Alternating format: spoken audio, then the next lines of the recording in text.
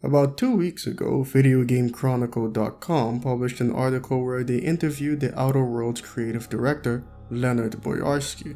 The headline reads, "Obsidian says it doesn't want Outer Worlds to be quote-unquote a politically charged game." The sci-fi RPG, which recently won the Game Critics E3 2019 award for Best Original Game, is being co-directed by original Fallout creators Boyarsky and longtime partner Tim Kaine. The game is set in a future world where megacorporations have begun colonizing and terraforming alien planets. As such, its plot heavily references the dark side of capitalism. However, co-director Boyarsky said the studio has been very careful not to lecture players with the themes pictured in the game, telling VGC it's the last thing we want to do. He said, quote, "I like money. I'm not against capitalism, and in a lot of ways I'm happy with our society. But of course, there are a lot of ways in which it could be improved. That is the plight of civilization and society, isn't it? You'll always find people who are dissatisfied with one aspect or another of society, and in general, they would be correct. Every civilization has its burdens and struggles, and if Kreia has taught us anything, it's that they should. Life itself is a series of solving problems, and if there are none, then your life will grow static, and your growth will be stunted." We started development in April 2016, and a couple of things happened in world politics between then and now that nobody expected. We weren't expecting that. I'll give you 3 guesses as to what that was. Boyarsky said the Outer Worlds story is less a critique of modern capitalism and more about power and how power is used against people who don't have it. He said it can be insidious, the way which people control the stories you tell about the world. If you let other people control that narrative, then they can control you to a certain degree. That can be any form of government. If it wasn't capitalism, it could be something else. Agreed.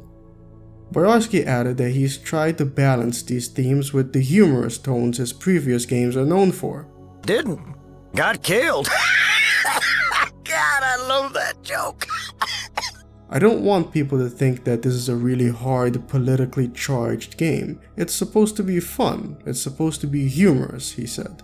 Although I think I do understand what he means, some might take it as an odd statement, because it suggests that these things are polar opposites and it's simply impossible for a game to be politically charged and have fun gameplay and humorous moments. You might be asking yourself, what exactly does politically charged mean in this context? Well, the most accepted definition seems to be the insertion of personal political beliefs by the developers. Mr. Boyarsky stated earlier in the interview that the studio has been very careful not to lecture to the player, that it's the last thing they want to do. So what we've gathered is that the Outer Worlds was partly envisioned as a game that did not contain any of the developers' own personal beliefs. I like to give them the benefit of the doubt and assume that this wasn't the case simply to avoid controversy and maximize sales. Still, this must have been a challenging task, as many would argue that people's beliefs almost subconsciously bleeds into their artwork, and that's why they had to be so careful. Obviously, given the game's setting, there are going to be characters that express their point of view as characters. Mr. Boyarsky speaks a bit on that later in the article, but it seems that even so, they're going through great pains to make it so the player doesn't feel like they're being lectured to, by the developers at least, because they could create a character that has a very judgmental personality and tends to lecture everyone. Having grown up in America and been through the onslaught of consumer culture, we're very familiar with that and like to poke fun at it. But like how with 2001 RPG Arcanum, when we were dealing with racial issues, the story always comes down to balance of power, how people get power and how they use it. We've been very careful. I've been very careful. This is a solid theme to base stories around, since an imbalance of power is perpetual in human society. It is one of those never-ending battles where it's about the journey and not the destination, like racial issues that were explored in Arcanum. Alongside the unchecked capitalism in the Outer Worlds, It's one of the many ways a power imbalance can occur in society. But you will never be able to completely eradicate racism. But it must be combated all the same. Otherwise, you end up in an extreme, and we don't like those. There are people in this game who have philosophies that I don't agree with, and I take pains to make those people very likable, very sensible, and very believable. Then there are people in the game who say things I agree with, who are perhaps not very nice to hang out with. I think it would only make sense that the developers have also created these described characters vice versa. People Mr. Boyarsky agrees with but are decent, and people he doesn't agree with and are not very nice. So we don't want to set up straw men or anything and say, look how horrible this is. It's really about looking at all aspects of issues. The last thing we want to do is make a game that people feel is lecturing them. There were many reactions to this entire ordeal. Some have praised this direction, while others have found it to be naive or generally not worthy of praise. For me personally, the reasoning behind it is more important. I'm taking them at their word that this was always the vision they had for the game. Mr. Boyarsky's past games provide the necessary track record. But if it was done to avoid controversy and maximize potential profits, then just like making the game an eggs exclusive, as a for-profit business, I understand. However, I wouldn't exactly approve. If a game was being developed and it was always envisioned as being used as a vehicle to express a point of view, whether that point of view is political or not, it should be allowed. I believe that artists should have that freedom. Many would be quick to point out the business element that artistic pursuits inevitably attract. Everyone needs to make a living.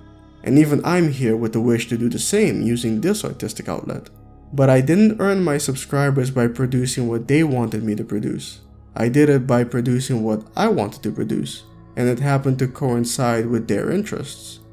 But even so, I made what I wanted to make, but I still write in a specific way. At this precise moment, I'm trying my best to write this in a way that can, hopefully, avoid making people emotional. No developer is entitled to have people buy their game, but no consumer is entitled to have exactly the game they wanted to be made. With that said, not listening to your audience at all is just as foolish as listening to everything they have to say. Do you understand? Like so many Jedi, you hear, but you do not listen. It doesn't mean that you can't hear them out. You can always do that. It's just that you shouldn't always listen, but sometimes you should. When that's appropriate is left up to you and your judgment. There have been many films that have been produced specifically to express one perspective or another. That's the case with most works of art. The argument being that in the majority of cases, these films were low-budget, independently produced products. But when it comes to the production of AAA movies or games, there's too much money being invested in it for anything less than maximum profits. So you find publishers like Electronic Arts, Activision, and Take-Two Interactive getting involved in the development process and mandating monetization strategies, or even the removal of certain elements. The Outer Worlds team's stance echoes that of Ubisoft, which recently moved to explain why its team balanced apolitical views in games informed by highly politicized real-world events. Ubisoft wants its games to educate players so they can formulate their own ideas, it said. You know which two games that come to mind did that awfully well? Deus Ex Human Revolution, and oddly enough, Dragon Age 2. If being apolitical is defined as presenting all sides of an issue as opposed to presenting nothing at all, those two games did it quite well, and in a way that you would barely notice. I guess in the lack of lectures type of way that Mr. Boyarsky was talking about. I'm not going to get into why this is the case now, as I'm planning on producing a video about it in the future. But if you can't wait, then I did write it out as an article, and I'll leave a link to it in the description box below. As for the Outer Worlds, the developers have said in the past that the game has a rather heavy focus on replayability. Who knows? the player will probably have the option of siding wholeheartedly with the megacorporations. Like I mentioned before, there have been films but also books and even video games that are well known and have preached or lectured to the consumer. You could argue that the original Deus Ex did that. In 1945, corporations paid 50% of federal taxes. Now they pay about 5%. Big companies pay like 2% tax. Well, you and me, we pay like 50. It's the tax code that makes sure big bureaucracy gets bigger and people have no power. The West, so afraid of strong government, now has no government, only financial power. In my opinion, the history of the human race has been one long succession of conspiracies. To deceive ourselves, we call the successful conspiracies governments. A bomb. But I certainly know of one game that lectured to the player quite a bit, just not about politics. Distrust is an effective shield and should be carried always. Turning away from that which tempts you or causes you fear is not strength. Facing it is. I cannot force you to listen to reason, only hope that you will grow past these infantile delusions of right and wrong. I understand the desire to get away from something. Many people express the sentiment that they want to play games that don't tackle any societal issues.